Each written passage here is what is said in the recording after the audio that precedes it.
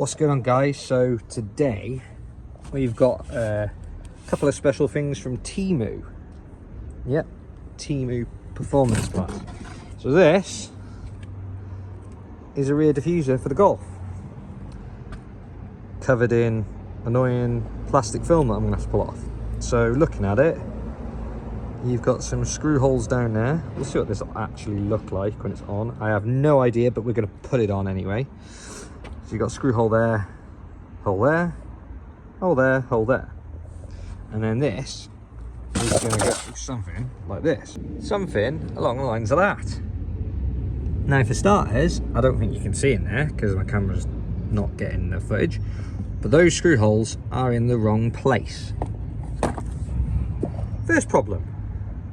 So the first thing I want to point out is all this stuff and protective film is all stuck on, even though it's assembled. So the first thing you're going to have to do is completely take this apart, take all the brackets off if you want to get this plastic off correctly.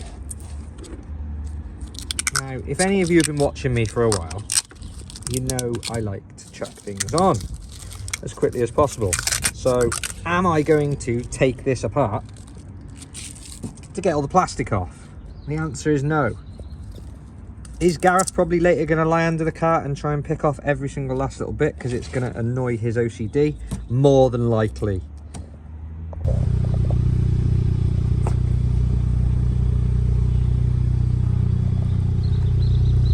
Overall, I'm happy with that, guys.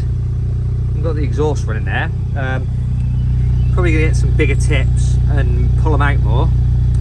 So we get the exhaust tips maybe out here, or knock them ones out more. That is an option. They need polishing anyway. But yeah, all in all, that's not too bad. Now for a piece of £24 plastic off Temu, I can't really complain at that, can I? Next we're going to be fitting a front splitter, again from Temu. But yeah, there you go. I'm pretty happy with that, to be fair. I did have to straighten out these little fins a bit. They got the metal brackets and I didn't quite like the way they were pointing. So you can mess with those guys as much as you want if you fit one. I'd say fitting it wasn't even as long as removing all the annoying plastic that was on it. All you need is one of these guys. Simple little impact driver. Just makes life easy for getting the screws in. If you haven't got one of them, you can still do it by hand anyway. It's just going to be harder work.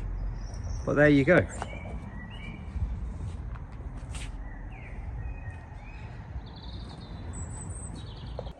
Oh, Daniel. Are you here? Dan? He's not here. I've got to pay the man some money. How you doing, Dan? Dan? I owe you some money. What's going on, guys? So we're just in the Golf R now. We're down at Town Tyres, top quality part worn tyres in Oswestry. I've got a couple of PS5s in the back there that need to go on. Purchased them off Dan. So thanks to Dan Wotton at Woody's Performance Tuning for those tyres. They're in really good nick. They haven't done a lot of miles, so we're going to put them on. And they're a bit cheaper than buying brand new ones. Tyres. Why am I buying tyres? Because I've got some new wheels, guys, so we'll show you them in a second.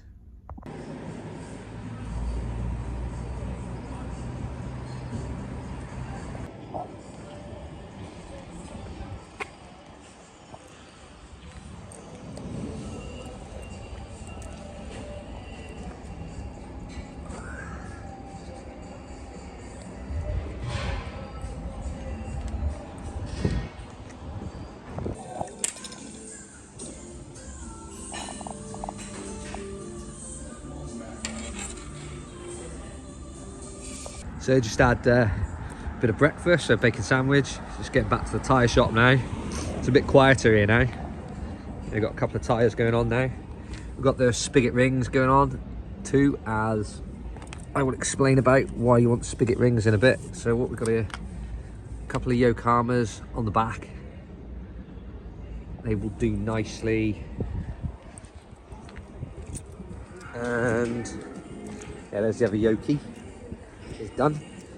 And then you got the PS5s on the front. That'll do me for a good 12 months. And then I'll probably put a full set of PS5s on at a later date. Right, so I think that's probably it for this video, guys. Took the car for a good run.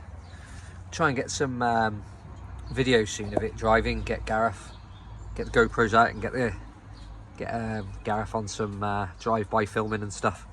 But no, it sounds really nice. Pulls really nice with the JB4. These wheels and tyres handle really well. They were a bit ropey first with the tyres that were on them at first, but now with these tyres I'm really happy with it. Also really happy with the diffuser, the overall how it's coming to look. Got a front splitter coming from the bottom of there, so that'll be in another video. So basically the whole point of the spigot ring is when you're running aftermarket alloy wheels, you can tend to have wheels with a bigger centre bore, which is bigger than the actual hub flange itself. So the spigot ring takes up that gap, which means you don't have play in between the wheel and the hub. I mean, obviously the bolts themselves are holding the wheels in place, but potentially you could have movement over time, which could cause damage to your wheel bolts or studs or other components of the car. Ultimately, it's just safer to run spigot rings, so that's why we run them. Hope you're all enjoying the sun, guys. Like I say, don't forget to subscribe. We'd really appreciate it if you could subscribe to the channel. Yeah, it means a lot. Enjoy the good weather. Take it easy. See you next time.